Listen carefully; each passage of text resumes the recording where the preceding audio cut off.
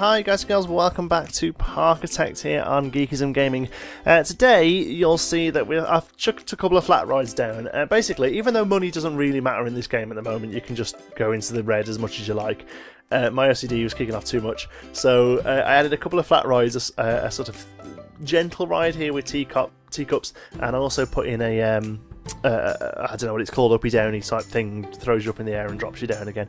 They love that because that's got quite a high intensity, and so I put those two down and left the game running for a little while to get us back into the green. You see we've got $8,000 there to spend, so I literally just plonked these down and saved the game and sort of let it run, but now we need to make them look a bit nicer. I thought this was a really good spot for a gentle ride, and it's something we haven't really got in the park just yet, so I thought I'd add it in. And normally teacups, at least in the UK anyway, are enclosed to some degree. I didn't want to just put a big box around this though, so you'll see instead we've gone for more of a trellis idea. It starts off with a layer of the stucco arches with a bit of detail on the cornices, and then we build up a second layer there with pillars and the border pieces or the cornice pieces, whatever they are as well.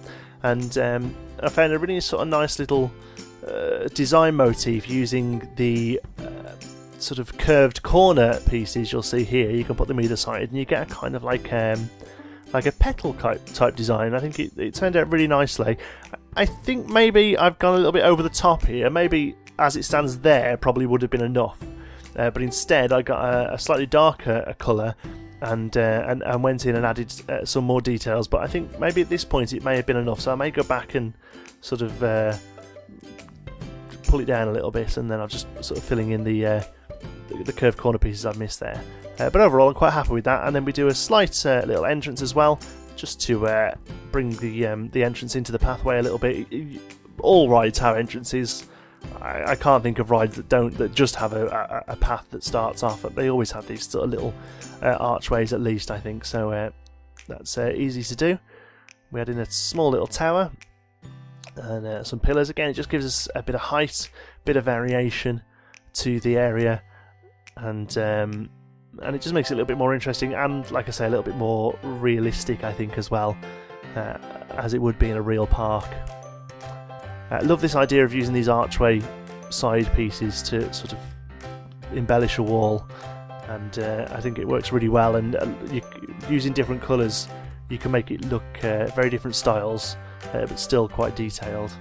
Filling a few gaps here, get rid of some of the pillars that weren't working, and we add a few little flowers into there as well, just to make it look a little bit more interesting. A few bits of fencing on the way in there, and then I think I just throw a few plants around it, and we're done.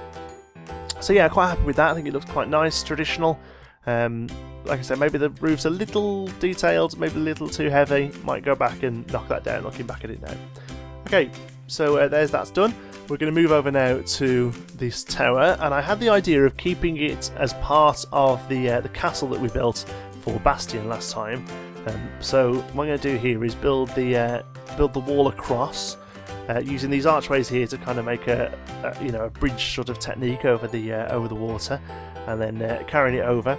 It took me a little while to figure out which part of the ride itself I was actually going to build around, whether I was going to build around the whole thing, including the queue and everything, but then I realised the monorail was probably going to get in the way a little there.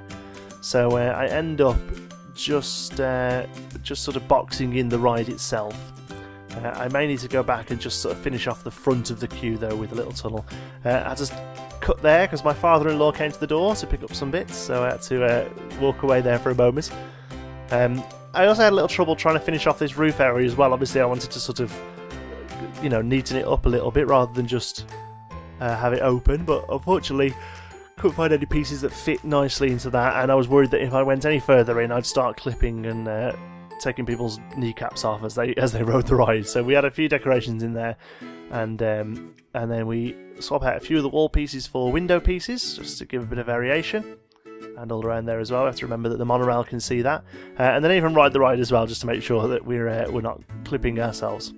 So here we go. We're moving on to the main part today. I had a few technical issues, lots of issues regarding the terrain tool.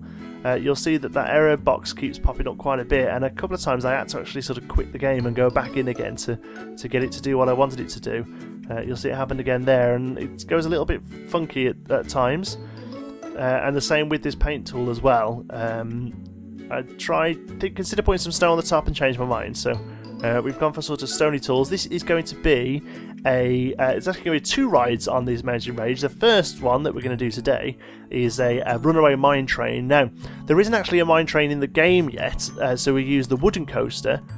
You'll see here that I just couldn't place the wooden coaster for some reason. It wouldn't show me anything, so I had to go out, reopen the game, and then it appears. So if that's something that happens to you, just try restarting the game, and then we get the station there.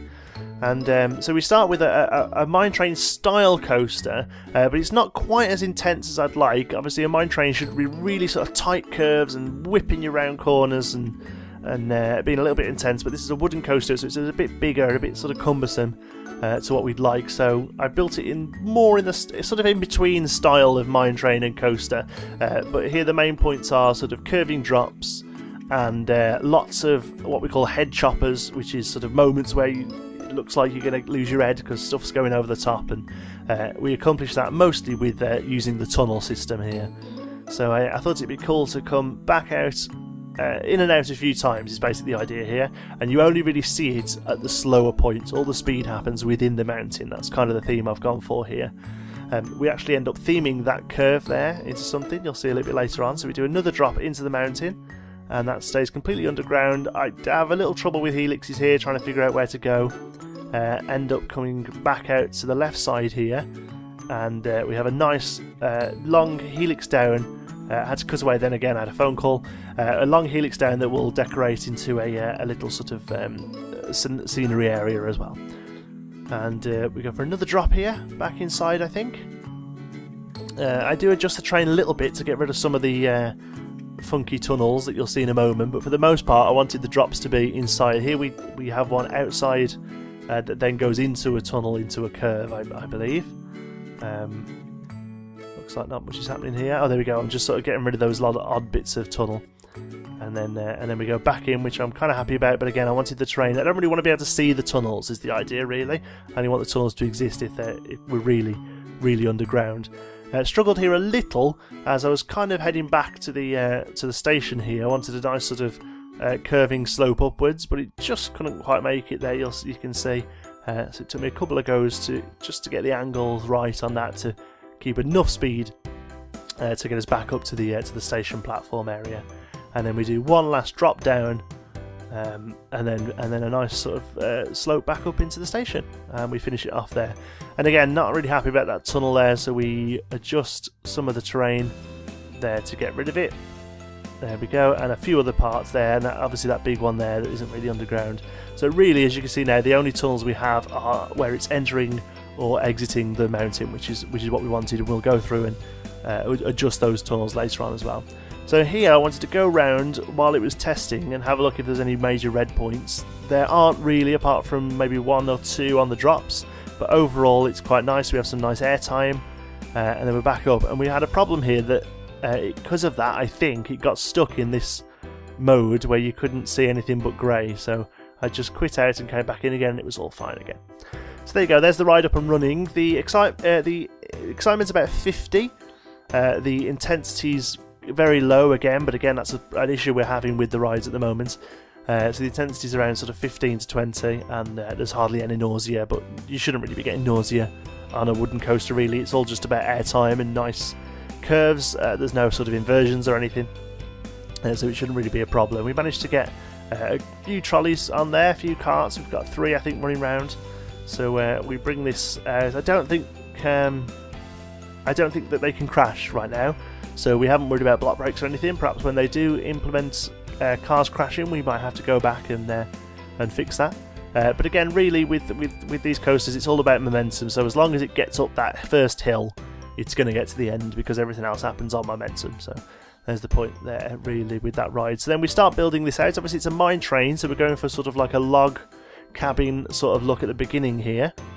So we sort of box it off with this wooden panelling. Unfortunately, not all the pieces are in place for that wooden panelling. I hope they do that eventually. The slopes and some of the archways and stuff aren't available, so you have to use a sort of stucco wall repainted brown, but for the most part it looks okay, I think. Here then that was the first full ride, so I wanted to sort of watch them come out and see if they were jumping for joy, and they were. There's these really fantastic sort of bobbly pillars made out of wooden trunks that I thought looked really cool, so we add those in and then sort of box off the station there. Those little arches, they kind of lose their heads a little as they come through them, but I wanted it there, so it's something I can deal with for now. We box it off with the roof. I may go back and just cap either end of that roof off with a little pillar perhaps, rather than just have a long flat surface there. And then we do something a little bit different we haven't done before and sort of do a white cornice here. Again, I wanted to try and get a nice contrast from the darker brown, although I think it might look a little bit sort of gingerbread house in the end.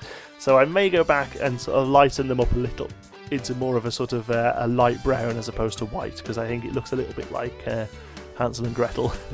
Again, we use this sort of border idea to make a trellis along the top rather than just boxing the whole thing in, because the roofs aren't very interesting right now, and I thought that would look quite cool.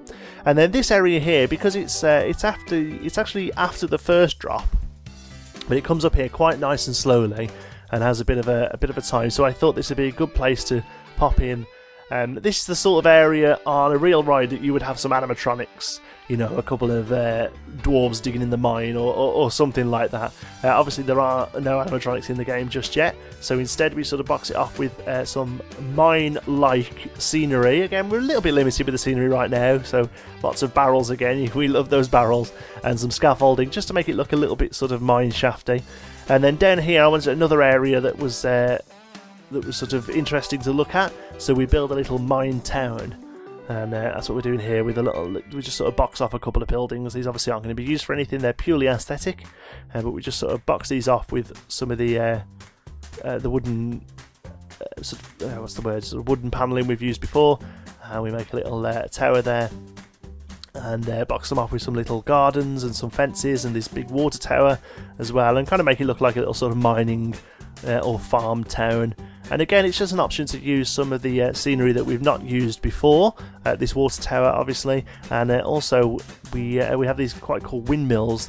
We've got a couple of those in the build as well. And then I find these pumpkins. I thought that'd be quite cool. We'll make a little pumpkin patch in the back of the garden there, and a well just to sort of finish that off. And we finish the area with a few fir trees, excuse me, and then just change the floor there to look a bit more sort of dirty mine town. So that's pretty much it. That's all we're going to be doing really with the scenery for now. Like I say, there's going to be a second ride around this mountain in the big gaps you can see, and that's going to be a log flume, and it's a bit of a tradition that to have a log flume or at least a water ride and a mine train sort of interlocking. It's something they do very well at Alton Towers and a few other places I've been to as well. So that's what we're going to be doing. That's why there's lots of gaps at the moment. The last thing I do is using these rocks just sort of cover up the tunnels with some rocks. So there we go, that's finished. In the next part we will add the log flume to this area as well, and then open it all up to the public, and maybe do another one or two flat rides that fit in with the sort of mining and sort of western theme. So thanks very much for watching, hope you've enjoyed it. If you have, give us a like, and if you're not already, please don't forget to subscribe, and I'll see you in the next one.